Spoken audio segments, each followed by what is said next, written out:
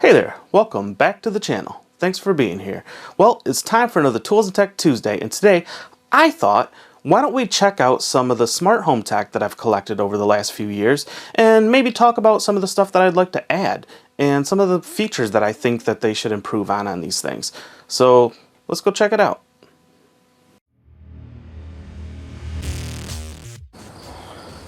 Alright, well, let's start in the garage. Open the garage door. Opening the garage door. And that would be the first thing. That up here we have the garage door opener, which works on a system called MyQ. Okay, I don't know if they still have the exact same model that I have or not, but here's a similar one. Now I had to buy this hub in order to get it to work. Now I have to say that once this thing was all set up, it runs very reliably. Even when the power goes out, it goes ahead and reconnects and all is well. It works very well in that regard. However, I have to say that this was probably one of the single worst experiences I have had setting any product up. And that includes technology, that includes furniture that I used to have to build as a job. It was just a nightmare. For one job in college, I had to assemble desks and cabinetry and other furniture that sometimes came with little to no documentation. I've built and repaired a ton of computers in my life and done a lot of other technical troubleshooting. I've changed out parts in my car. I've even done some programming, and this thing was one of the most frustrating experiences I've ever had. That said, their tech support is the exact opposite. The guy was awesome. He was super friendly and super knowledgeable. He walked me right through it. He was like, okay, you see the 4 buttons there? We're going to call the one on the left 1, and the one all the way on the right 4. And here's what we're going to do. Hit button 1. Press button 3. Press button 2. Press button 3 twice. Press and hold number 1. Now unplug the power cord while you're still holding that button. Now, press button 3 and plug in the power cord. You get the idea. It was kind of nuts, but all I had to do was do just what he said. So even though it was frustrating, the tech support was amazing and the product has been really reliable, so I'm overall very happy with this product. Next up we have this August lock, which we can use Siri, She Who Will Not Be Named, or the Google Assistant to open up, and it runs on 4 AA batteries. Note that the August lock itself is Bluetooth only, which means that in order to unlock it, you have to get close to it with your phone. If you want to be able to unlock your door remotely for somebody, then you can buy this Wi-Fi bridge, and then you can be on the other side of the world and unlock your door. Overall, I do like it, but there are a couple things that they could improve upon. For one, the batteries don't last very long in the Michigan winters. Also, it would be really cool if you could adjust the sensitivity on this thing. There have been times when I've had my phone in my pocket, walked out into the kitchen, and it just unlocked my door without me wanting it to.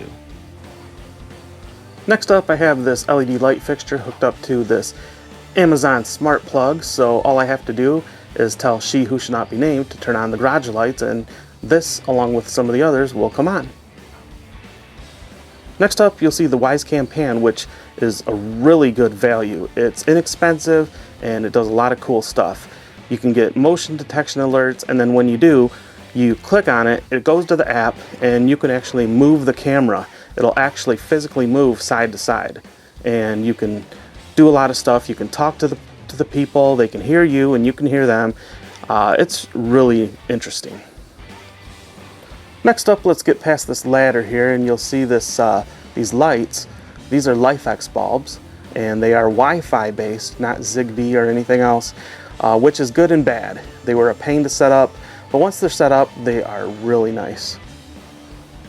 Alright, those of you who have been around the channel for a while will probably recognize this from my review from before. That is the Amazon Echo Auto. It's pretty cool.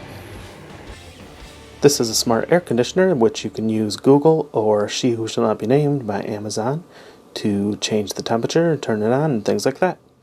It is really cool, but it's kind of frustrating that you can't tell the assistant to just put it on fan only. Up on top of the cabinet here in the bathroom, we have an Echo Show. In the back of the TV here, in this rat's nest of wires, we have an Echo Dot and a Google Home Mini. We have a whole bunch of these throughout the house, including in the garage. This is the Samsung Q60. It is a really nice TV. It's a smart TV and has a lot of cool features. This printer is called the HP Tango, and it is a smart printer.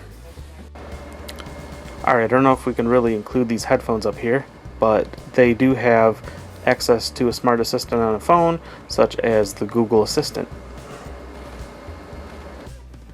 So this is a little bit on the creepy side, but one day I noticed that my Echo Dot had a different color ring on it. What that means is that it has a message for you. So I said, Alexa, what are my notifications? And she proceeded to tell me that this printer was low on ink and gave me some instructions on how to order ink. Well, the crazy thing is, I don't remember ever connecting my Amazon account to my HP account. But I must have, because otherwise, what is this voodoo? How did Alexa know that my ink was low? So we also have these hue bulbs all over the place, and you can do things like, say, turn on the living room.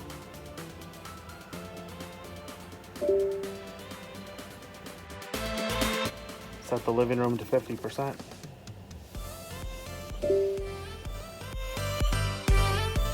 Set the living room to purple.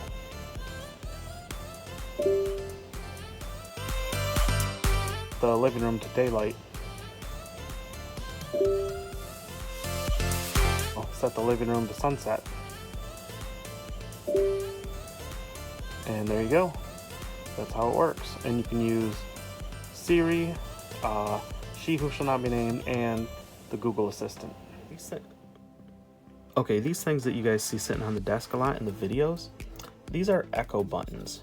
And these are pretty cool because you basically connect them to your app, and then you can program them to do whatever you want. You can have Alexa run all kinds of routines. You can have her turn on your lights. One downside is that you can't have it toggle the lights on and off. One button will turn the light on, the other button turns the light off. It's kind of goofy. I wish you could just have one to just toggle it on and off, but maybe that'll come in the future. You can see that there's this like little standard little latch here, and then there's a screw. I don't know why the screw is really necessary, but that's how you get to the batteries. It takes 2 AAAs, I believe, and but you know, I've had these for almost 2 years, and the batteries are still good. I haven't had to mess with them, so I do wish that there was a easy way to sort of maybe hang these on the wall, so as you're going out, you could just sort of like bump it with your elbow if you're carrying something. You know, you say you're bringing in groceries or something. You know, you can bump this with your elbow, have it turn on the light. You know, you don't have to set stuff down. That would be really cool. That'd be a nice addition. Hey, I just wanted to butt in here real quick and say that I hope this doesn't come off as me like trying to flex or show off or anything like that, because that's not what this is about. I just thought that people might want to see what kind of stuff is available and what my experience has been with this stuff. So, back to the video.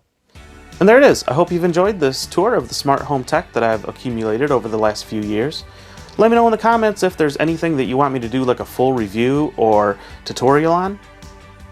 And let me know if you have any experiences with any smart home tech. Give me an excuse to add to my collection. Thanks again for watching. See you next time. And today I thought, why don't we go check out some of the... Next up we have this August lock, which you can use Siri, She Who Not She Name. Next up you'll see the WAS. For a while, probably will recognize this right here. That's the Amazon Echo Smart. Up here on top of the cabinet we have... what is that thing called? And there it is. I hope you've enjoyed this tour of the smoke. And there it is. And And let me know in the comments if you have any experiences with smart home tech that you think that I should add to my collection. I'd love to do that.